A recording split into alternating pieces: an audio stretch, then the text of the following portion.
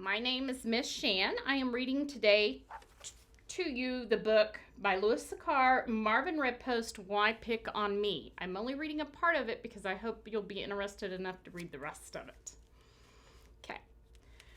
What's your favorite vegetable? Asked Casey. Marvin Redpost looked up. Potatoes. No carrots, he said. It is very important, he told the truth. Casey Happleton wrote it down. She sat at the desk next to Marvin. She had a ponytail that stuck out of the side of her head instead of the back. Casey, whispered Melanie, what's your favorite bug? Melanie sat in front of Casey. A stink bug, said Casey. Casey Happleton was a weird girl. What's yours, Marvin? Asked Melanie. Black Widow, answered Marvin. Ooh, said Casey. Who's jabbering? Asked Miss North. Marvin? I wasn't jabbering, said Marvin. Melanie asked me her survey question. Oh, well, you can do that later, said Miss North. This is silent reading time. Marvin returned to his book. He was 9 years old. He was in 3rd grade. Miss North was his teacher. He liked Miss North, he liked the 3rd grade, and he liked being 9. Have you ever picked your survey question yet? Stuart Albright asked him on the way out to recess. No, said Marvin. I can't think of a good one. Everyone in his class had to choose a survey question. Marvin was supposed to ask everyone a question and write down the answer. Then he would have to do a report on it. The results would be buried in a time capsule. It would be dug up in 50 years. That's why Marvin wanted to think of a real good question. What's your favorite vegetable? Asked Stuart. Carrots. Stuart nodded. It's weird when you think about it, he said. You have red hair. So, said Marvin, they call a person with red hair Carrot Top. But really, carrots are green on top. So, they should call a person with green hair Carrot Top.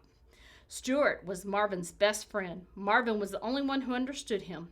They got on line to play wall ball. Hi, Marvin, said Nick, getting in line behind him. Hi, Nick, said Marvin. Nick Tuffle was Marvin's other best friend.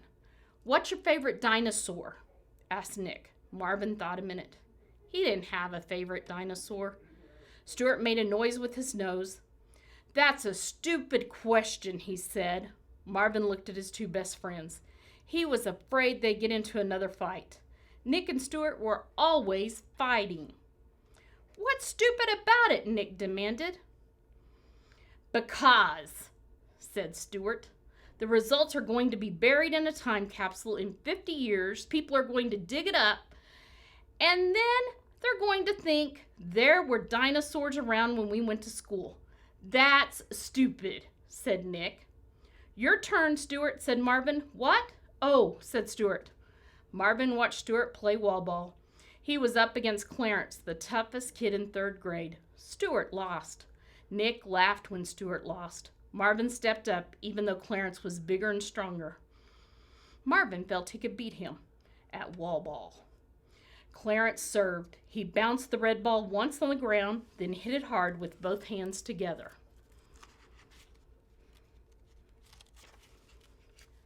The ball hit the ground and then the wall, then bounced back to Marvin. Marvin hit it with both hands. The ball hit the ground, the wall, and back towards Clarence. Clarence smashed it, but too hard. The ball bounced off the wall and over the line, and Marvin caught it. I won, Clarence declared. You did not, said Marvin. The ball was over the line. You're crazy, said Clarence. I saw it, said Marvin. You did not, said Clarence. You weren't even watching. You were picking your nose. Several of the kids online laughed. It was over the line, said Marvin. Go pick your nose, said Clarence. The kids online laughed again, even Nick. Come on, Marvin, get off the court, said Ryan. You're wasting time. Marvin didn't move. The ball was over the line, he said. I saw it. You were picking your nose, said Clarence. I was not, said Marvin. You were snot, said Clarence. He just said he was snot. Everyone except Stuart laughed. That's not what I said, said Marvin. That's not what I said Clarence. Just go to the end of the line, Marvin, said Travis. Marvin didn't move. Clarence grabbed the ball from him.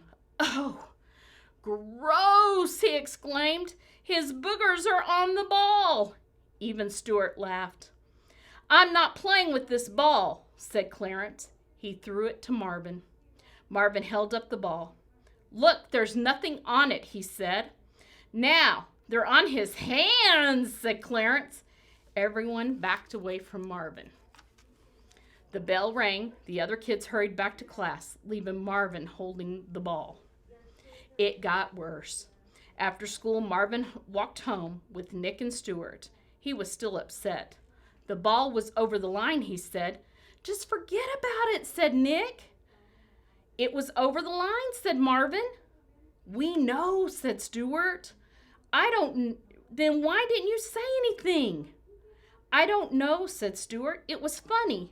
Boogers on the ball, said Nick, and then he and Stuart cracked up. Marvin didn't think it was funny. It was unfair. Clarence was just being a bad sport. I didn't pick my nose, he said, for the millionth time. Just quit talking about it, said Nick. Forget about it. You can't keep telling people you don't pick your nose, said Stuart. That sounds weird. But I don't, said Marvin.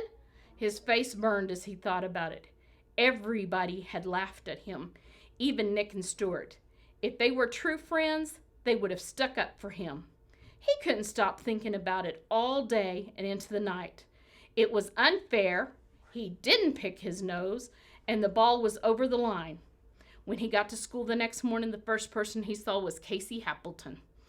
Hi, Marvin, said Casey, her ponytail stuck out of the side of her head. I didn't pick my nose, said Marvin. What? I didn't pick my nose, he repeated. Casey looked at him a moment, then she remembered. You're gross, she said. Warren sat in front of him. He had been absent yesterday. Hey, Warren, said Marvin. He whispered as he tapped Warren's shoulder. Warren turned around. Did you hear I pick my nose? Marvin asked him. Well, I don't. Melanie sat next to Warren. What'd he say, she asked. Melanie always wanted to know everything. He asked me if I knew he picked his nose, said Warren. Oh, yeah, said Melanie. Marvin's the biggest nose picker in the whole school. I am not, whispered Marvin.